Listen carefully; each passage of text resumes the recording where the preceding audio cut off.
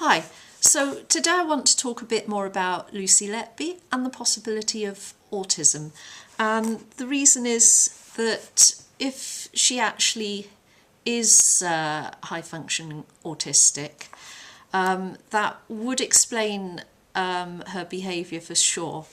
And that could have actually prejudiced how she was seen by colleagues, how she was seen by the court, how she was seen by the police. Does it make her innocent? No, certainly doesn't, but it could have made her appear a certain way.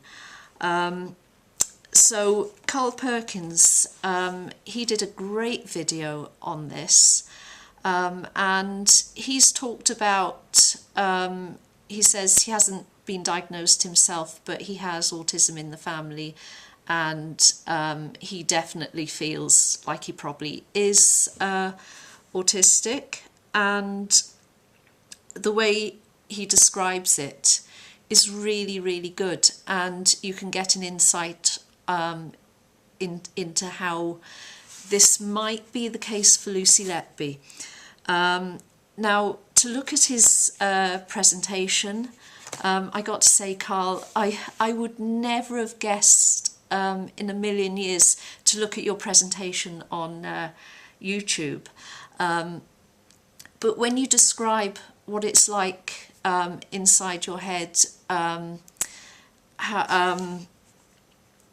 you have your own inner life and your own inner independent thought processes in a very unique way, that just puts it so well, because you know, in the case of Lucy Letby, to all intents and purposes, she looked like a normal person.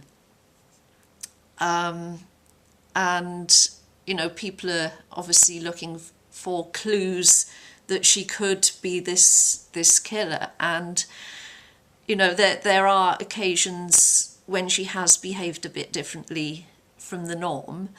But I think that in itself doesn't make her a killer, but it does seem to be indicators that maybe she is on the autistic spectrum.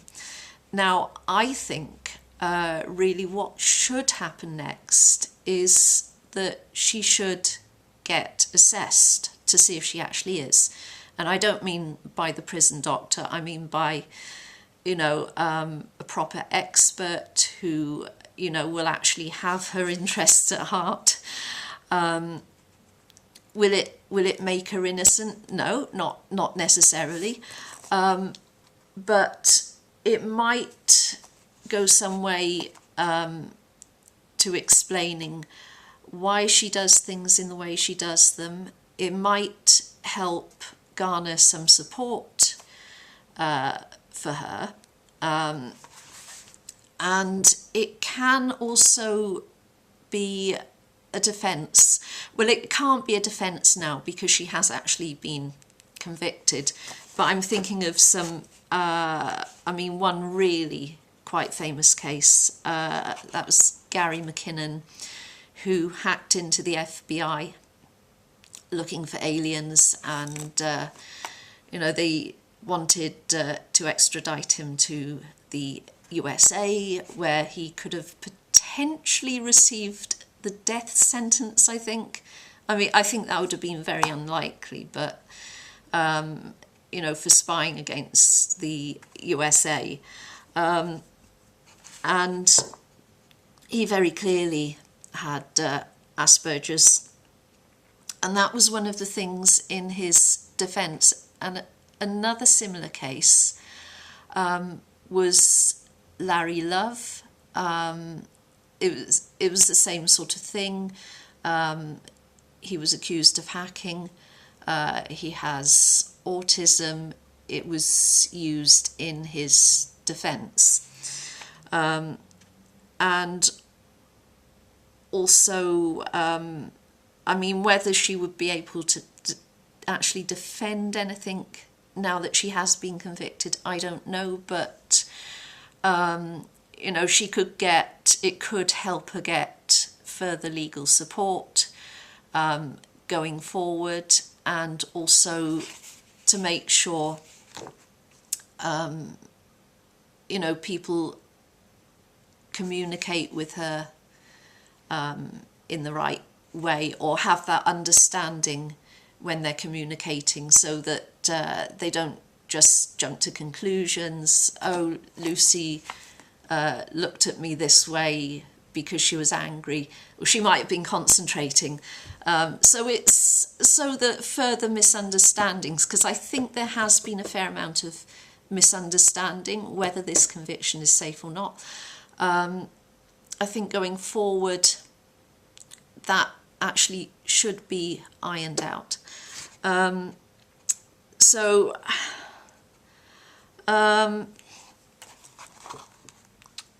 Let me refer to my notes. So in the last video, I was talking about the first police interview. That was from crime scene to courtroom, and I'm going to refer back to it a bit now. So when she's talking about, she's being interviewed by the police about baby A and what happened, and I chose to talk about what happened really right at the moment that, you know, unfortunately the crisis unfolded, and she's explaining very rationally and logically what happened, and that really would be an autistic trait. You know, she's trying to remember the facts. She's, you know, this is really the analytic brain kicking into play, even though, you know, this terrible thing has happened. She's still in work mode, I guess, and trying to put the pieces together. And she is actually asked about, you know, well, how did you feel about this by the police? And she says it was awful, but she's not breaking down or anything at that time, because she's recalling events and a situation and trying to analyse it. So she's not there to talk about her feelings, she's there to give information. So that seems perfectly, I mean, that all actually adds up to me. That is, you know, very much what the autistic brain would do. And the reason is the autistic brain has a tendency to compartmentalise. And I mean, obviously psychopaths can do exactly the same. But I mean, the autistic brain does it in a bit of a different way and for like different reasons, and it doesn't mean that you know, people are being cold-hearted or murderers or psychopaths. It is just how they function. So I mean, the way she's talking about it, she's kind of circling back over things, like she's physically trying to put herself back there and search for answers almost. And if you think about it, I mean, a neurotypical person, I can imagine that they'd be really quite traumatized having to talk about something like that, because they would remember the feelings and how it affected them at the time. But she seems to be trying to get at the facts, and I mean, when she talks about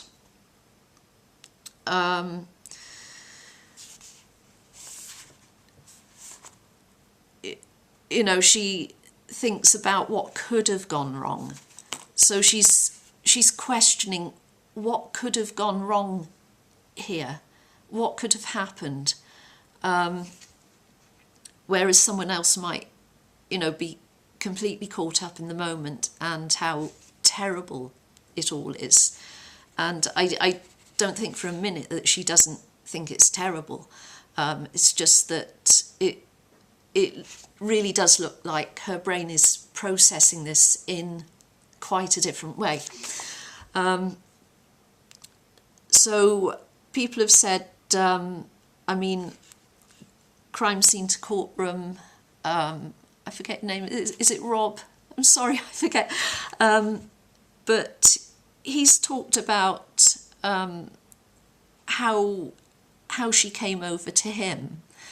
And I've seen, I think it was a Guardian article about it. No, it was from the BBC website. The reporter did a little overview on, you know, Lucy's character, how she came over in the courtroom, and both noted it was really very much like a blank slate.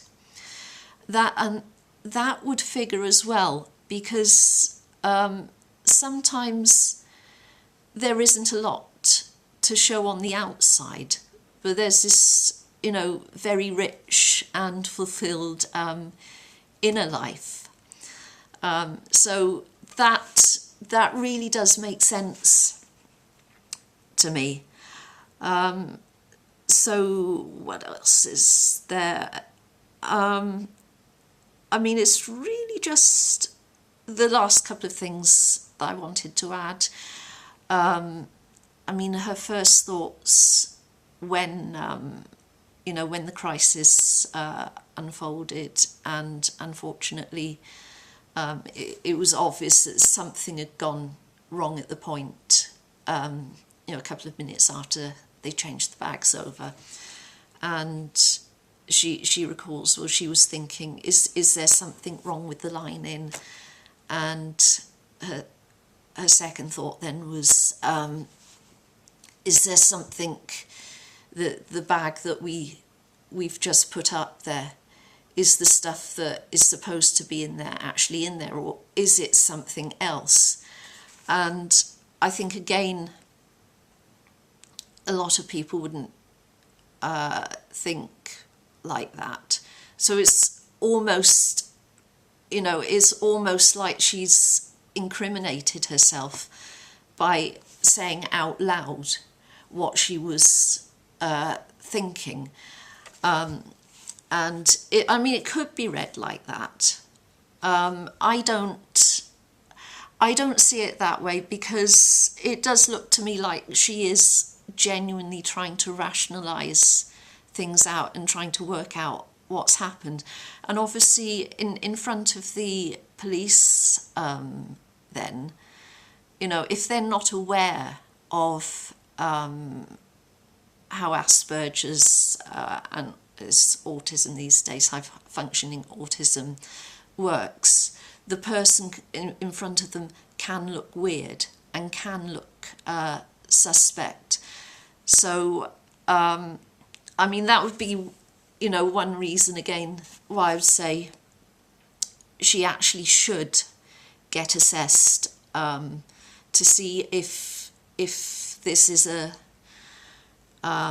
if she is on the spectrum somewhere, because then, you know, how she says things, what she says, how she behaves, how she reacts, that could all be taken into account in the future. So I got one more video for today, so yeah, please like and subscribe. Hope to see you in the next video.